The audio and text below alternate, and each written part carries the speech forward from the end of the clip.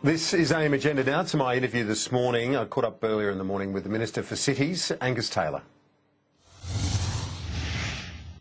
Angus Taylor, thanks so much for your time. Obviously, the focus today on the big banks. What do you want to hear from them today in terms of, and this week, in terms of their transparency? Well, this is an opportunity for the banks to tell their side of the story, and it's an important opportunity, an ongoing one. Australians want to understand how changes in the Reserve Bank's interest rates flow through to the mortgage interest rates they pay. This is an opportunity for the banks to explain that. Australians want to understand what changes are being made in how financial services are being provided. Again, this is an opportunity for the banks to provide that. So I think this is a very important opportunity for the banks, but it's also a mark of the way we're thinking about this problem, which is we want talk and action now. We don't want a 2-year or however long it's going to be Royal Commission whereby there's talk and talk and talk and maybe some action at the end. We want to get on with it, and this is a forum which will get on with it. And to the victims of the bad financial advice that we've seen the scandals all over the place, in particular in relation to the Commonwealth Bank, the Storm Financial and ComInsure scandals have been the foremost ones in recent times. But more broadly, this has been an issue across the sector. Do you think there will be enough scrutiny in just 3 hours to explore all of that? It's not just 3 hours. We're going to be doing this on a regular basis, obviously. But yeah, absolutely. I mean, that's the point of the exercise, is to give that scrutiny. And of course, one thing you see as a local member of Parliament, and of course it's backbenchers who are going to be sitting on this committee from our side, and obviously there'll be opposition and crossbenchers on the committee. One thing you see is those examples, and you can bring those examples to bear in a committee. That's why committees are such useful opportunities to actually air these issues, and I'm sure they will be aired. You alluded to the rates issue, but there are other things like credit card fees and that sort of thing. And the Prime Minister refers to the social licence of the banks as well. Do you think our big business leaders get it in terms of that responsibility? Because this reaction that we're seeing to globalisation and to open trade and so on internationally, and here to a certain extent, it's not just because of government action, it's also business action that's driving some of it. Yeah, no, look, I think that's right. There's two sides to this. On the one hand, having strong banks has actually been a great bonus for us. It certainly was a benefit to us through the financial crisis. If another financial crisis hits, touch wood of course, then our strong banks will be a great aid to us. On the other hand, having strong banks means they have a level of social responsibility they mightn't in a different system, and of course that's why I think them coming along to the Economics Committee is such an appropriate forum. Now, on some other issues, the free trade prospects with the United Kingdom, with their Brexit looming, Theresa May making that clear that she's the timetable for that. Yesterday, Tony Abbott made remarks in relation to this. What's your view in terms of a full FTA with the UK and the prospects for it? Well, I think our aspirations should be high. It's true that our fastest growing trading partners now are in Asia, but that's trade of products. I mean, the difference with the UK is that we are now trading ideas, capital alongside products, and that creates a really big opportunity. In my two areas of cities and digital, we're sharing ideas at a rate that we never have before between us and the UK. I mean, we're at a point now where we're sharing code. We have a deep relationship with the UK. There's great cultural similarity. It's very easy transfer of people, and so we should be really aspiring for a terrific free trade agreement, and one that creates real opportunities for both us and for the UK. Comparable to that with New Zealand, which is one of the most comprehensive in the world? Yeah, look, it should be, our aspiration should be for a comprehensive agreement. We've got to understand that the UK's got to go through its own process with Brexit. That'll take time.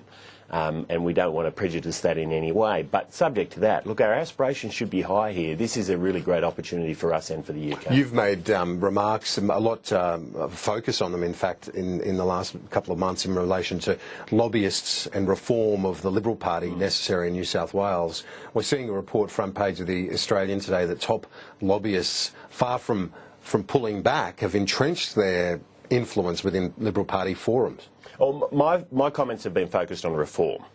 Simply on reform, not on lobbyists. But lobbyists, well, it extends to that, doesn't it? But my point is that the really important thing here is that all political parties introduce greater levels of democracy and accountability. This is a trend that's been going on all around the world, in the UK, in Canada, and here as well in many states. And we need to follow that, particularly in New South Wales, but I think more generally. Democratising our political parties has to be an imperative in an age where people expect politicians to be accountable. And that accountability needs to be transparent. But just in relation to this specific story, though, of lobbyists being involved in entrenching their position and using proxies to vote for Senate pre-selections, state and federal MPs as well? My point here is the root cause. The issue to focus on is democracy, because democracy makes people accountable. That's why it's so powerful. That's why it's so effective. That's why it's actually been such a great institution for us in Australia and many all Western countries around the world over hundreds of years. It's a powerful institution. If we democratise, then a lot of these other issues, which are really just symptoms in my view, go away. And that's why I've focused so much on that issue. But on the democratisation of it, it doesn't necessarily mean that lobbyists won't still have power over blocks of people and that sort of thing. Kieran, you see, here's where I disagree with you. I think we've seen time and time again, we've got hundreds of years of history and experience here. Democratic institutions are very accountable institutions. That's one of the reasons why Australia has been such a successful country.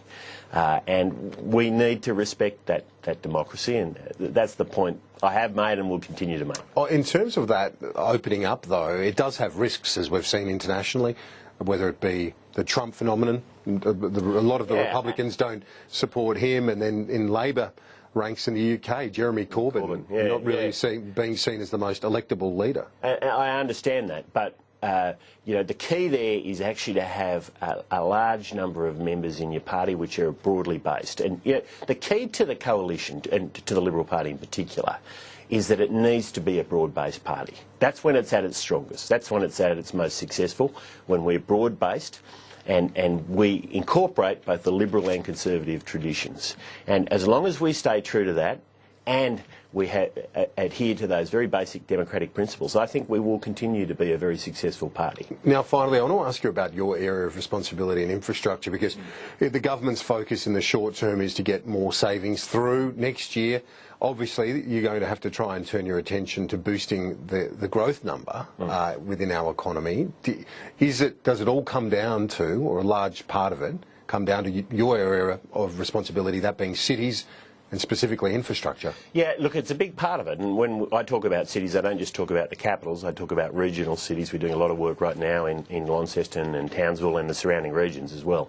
But absolutely, this is extremely important in my view, because what we can do in our cities is not just make investment from the government's point of view, whether it's in airports or roads or rail, but it's a trigger for private sector investment. We know that the right pieces of infrastructure trigger investments in jobs, not just jobs in the construction projects, but surrounding job zones. It triggers investment in housing, and we know we need much more affordable housing in our capital cities. And it makes our cities better places to live, attracting great businesses and great people. So this is a very big lever. Plus you get the short-term hit of The growth, but also the longer-term productivity benefit, don't you? And this is an important part of the transition, is we've gone from a construction-led economy in many ways, with the mining investment boom in cities like Townsville. These construction projects not only absorb jobs in the short term from people in the construction industry, they create a platform for future How growth. much scope is there to boost it, though, in the foreseeable future, the next year or two? There's a lot of scope, particularly if we are triggering private sector investment. That's the key. If it's just public sector investment, there are limits. But the point about good infrastructure, good city-based investment, is it triggers a lot of private sector investment. And it's the thing I'm seeing again and again. If you make the right interventions from the public sector, you will encourage a round of private sector investment. That's what we need to see. Finally, on that issue, though, one senior figure within the superannuation industry has said to me that the reason they're not investing more in local infrastructure is that there's not enough in the pipeline. Yeah, there hasn't been enough product. You're absolutely right, and that's why before the last election we announced $50 million to accelerate business planning. We've got to get the business plans right. There's been a lot of business planning work done, but they're not the right plans, and we're doing an enormous amount of work now to get plans on the table to create bankable, shovel-ready projects, and that's exactly what we need now. Minister, thanks for your time. I appreciate it. Thanks, Kieran.